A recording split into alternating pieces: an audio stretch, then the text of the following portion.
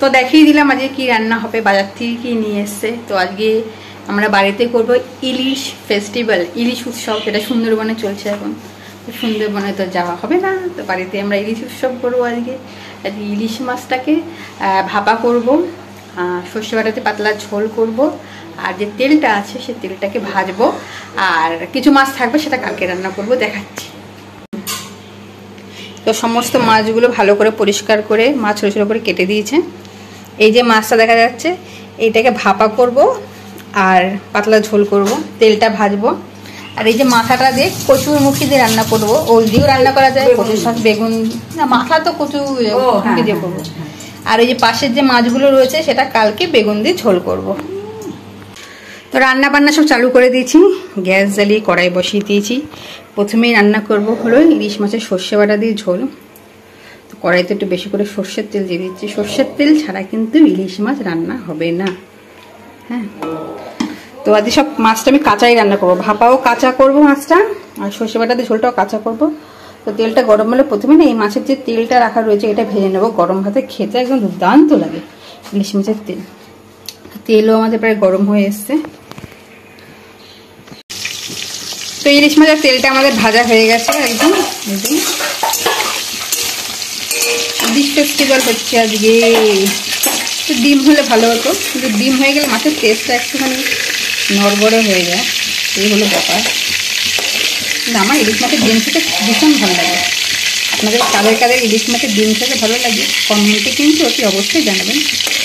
একটু তেলও তুলে নিচ্ছি তার সাথে, গরম ভাতে এই তেল দেওয়া হেভি লাগবে খেতে। কড়াইতে তো তেল গরম হয়ে রয়েছে, দিয়ে দেবো কালো জিরে, চিড়ে রাখা কাঁচা লঙ্কা, সর্ষে কাঁচা লঙ্কা যেটা একটা বেটে রেখেছি, সর্ষে দিয়ে কাঁচা লঙ্কা দিয়ে অল্প করে বাটাটা দিয়ে দেবো।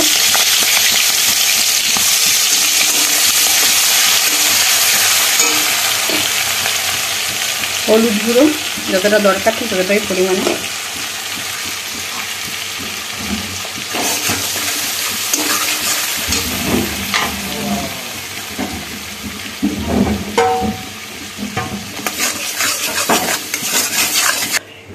সর্ষে কাঁচা লঙ্কা বেটে একটা বাটির মধ্যে জল দিয়ে এভাবে রেখে দিয়েছি।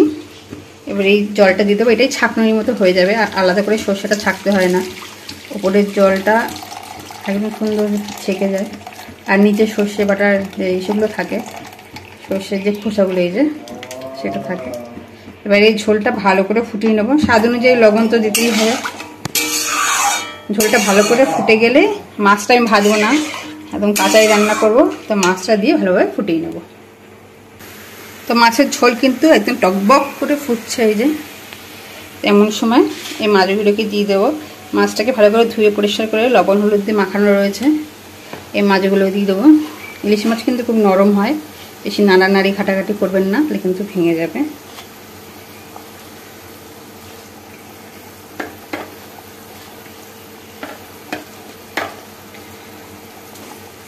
মাছগুলো সব দিয়ে দিলাম।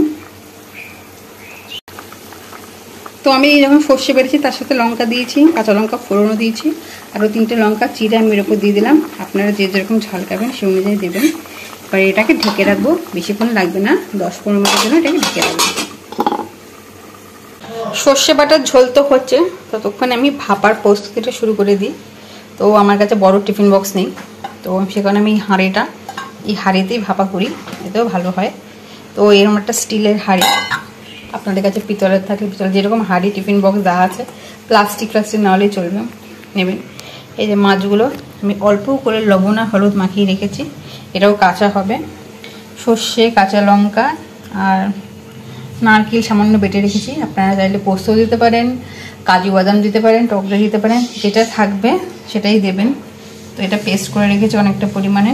আর এই যেখানে নারকেলের দুধ রয়েছে, আর লবণ হলুদ সর্ষের তেল যা যা লাগে, কাঁচা লঙ্কা চিড়ে রেখেছি, এই দিয়েই করবো রান্নাটা। তো এই বাটির মধ্যে প্রথমে হাঁড়ির মধ্যে এই বাটাটা দিয়ে দিচ্ছি পুরোটা, দেবো সর্ষের তেল অনেকটা পরিমাণে, স্বাদ অনুযায়ী লবণ, লবণের পরিমাপ আমি ওইভাবে বলতে পারবো না, স্বাদ অনুযায়ী দিতে হবে।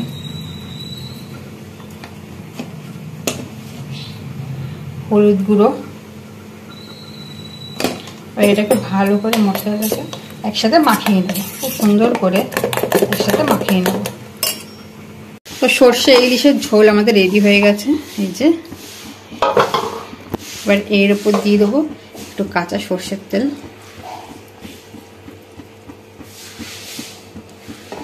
দিয়ে গ্যাসটাকে বন্ধ করে এটাকে 2 মিনিটের জন্য এইভাবেই ঢেকে রাখবো। তো সর্ষে বাটাটা আমাদের খুব ভালোভাবে রেডি হয়ে গেছে। এই যে এবার এর মধ্যে দিয়ে দেবো ইলিশ মাছ দেবো না, আগে দেবো নারকেলের দুধটা। চাইলে জল দিতে পারেন, কিন্তু আমি জল না ইউজ করে এখানে নারকেলের দুধ দিলাম।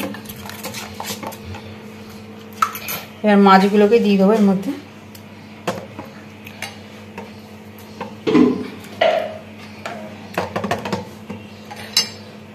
ভালোভাবে মশলা মাখিয়ে নেবেন মাছগুলোতে।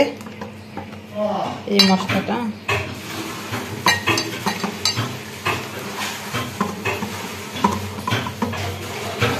এর উপর দিয়ে দেবো যে কাঁচা লঙ্কা চিড়ে রেখেছিলাম, যেরকম ঝাল খাবি সেই অনুযায়ী কাঁচা লঙ্কা দেবো।